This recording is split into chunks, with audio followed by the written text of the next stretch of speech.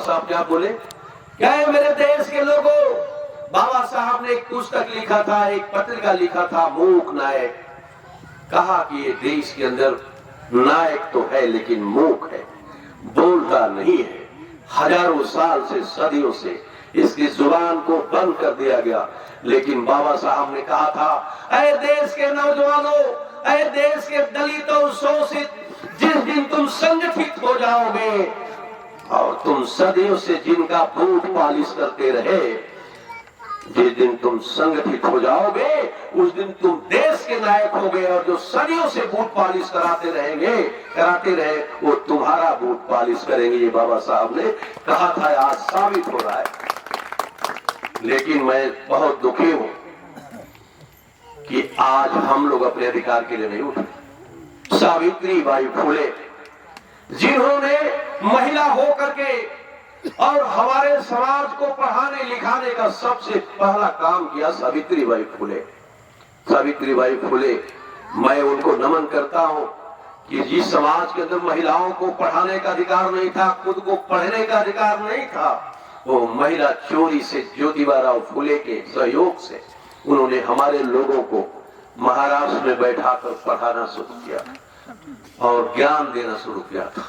और एक ऐसे वहां के तमाम ऐसे लोग थे जिन लोगों ने, पेशवाई लोग सावित्री बाई फुले को पत्थर चला के मारते थे, सावित्री बाई फुले को कीचड़ उछालते थे।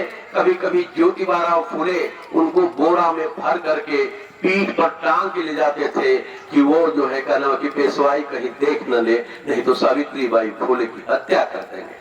लेकिन सावित्री बाई फुले ने मौत से नहीं डरा उनके, और आज पूरे देश के अंदर शिक्षा की चिंगारी को जलाया।